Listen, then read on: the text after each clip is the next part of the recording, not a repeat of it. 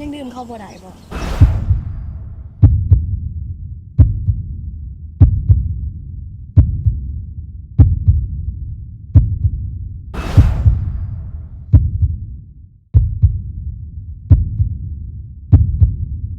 บางเทื่อมันก็ฮอดเวลาเนาะที่ข่อยสิรับเอาคนใหม่ๆเข้ามา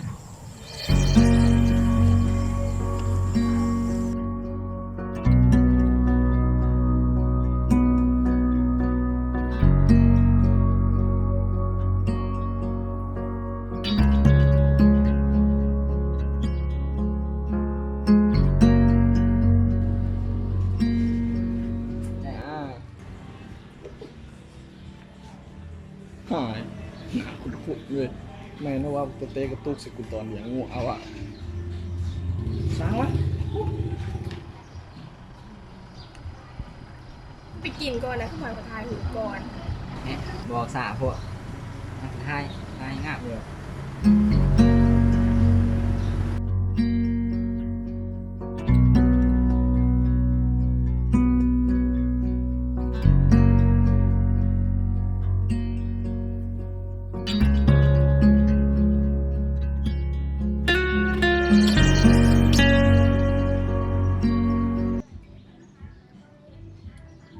ฮัลโหล อ๋อ เดี๋ยวขอออกไปไปออกไปนอกกันเด้อ จะชิไปใส่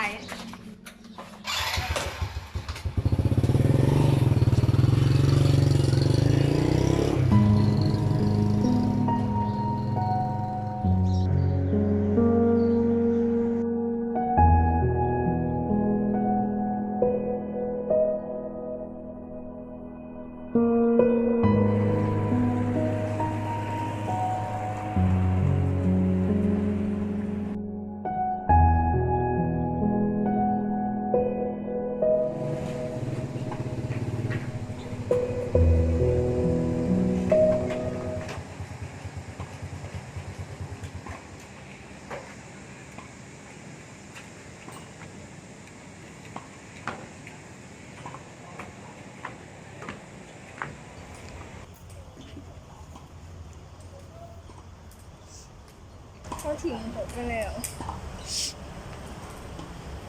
นี่เป็นยังหรอ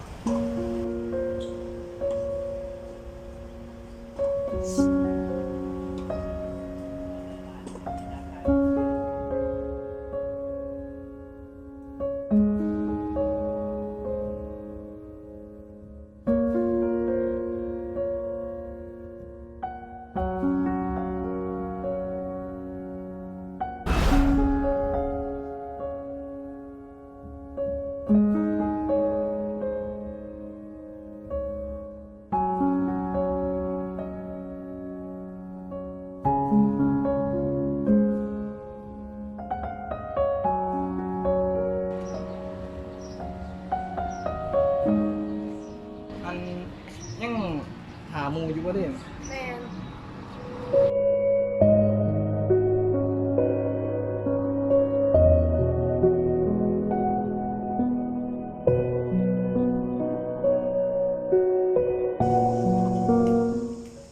ขอบใจเด้อยังงานกันอยู่ สิเป็นยัง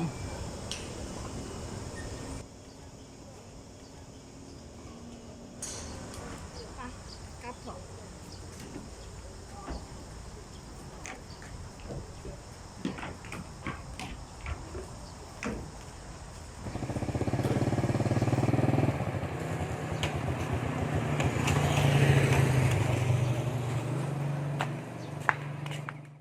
จะชิไปใส่จะชิไปใส่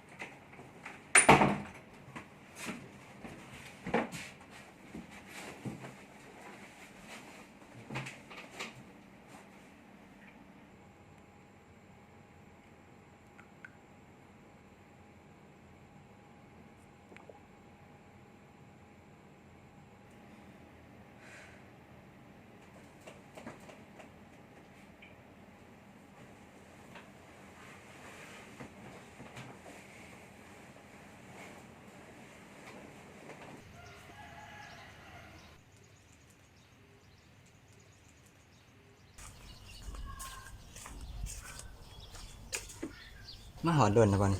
กำลังมาหอนคือกัน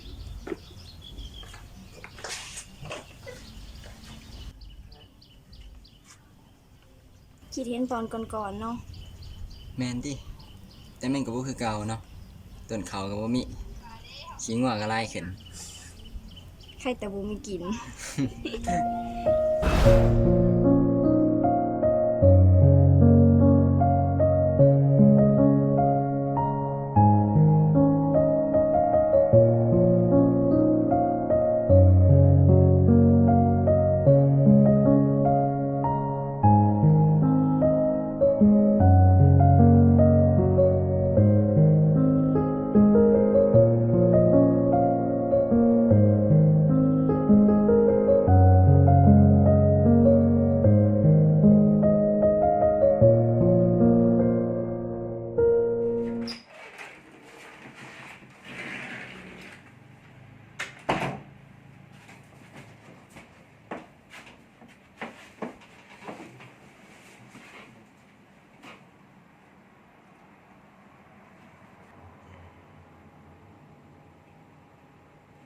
เป็นยังคือโปรแปลงเหี้ย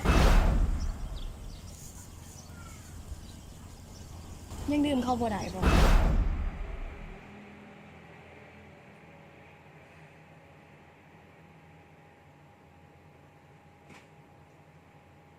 ฮัลโหลเป็นยังอยู่กินข้าวแล้วบ่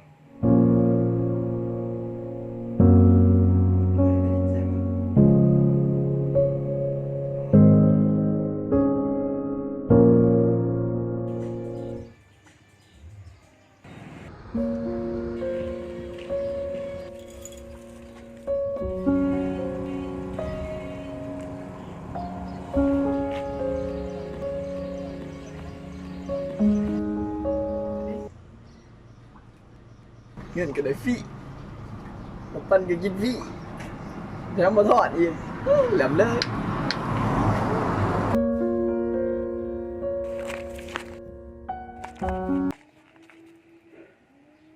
ข่อยขอโทษเรื่องมื้อนั้น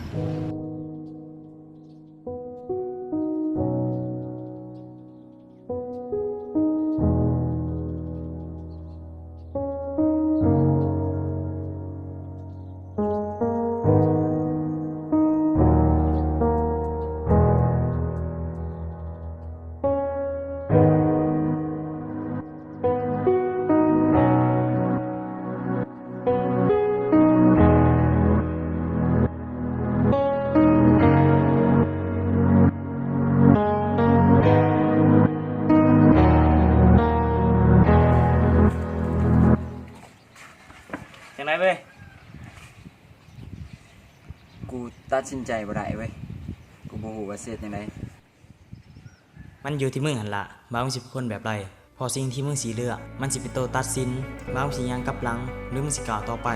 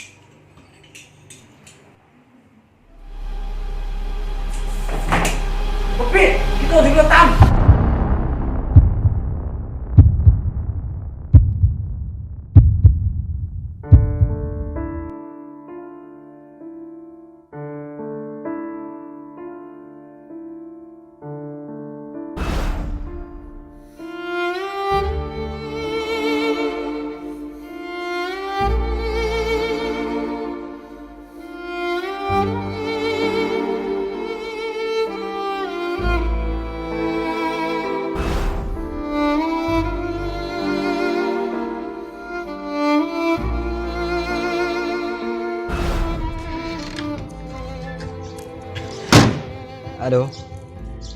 ข่อยสิออกไปเด้อเฮ็ดแจ่วแซ่บๆแม่นเด้อโอเค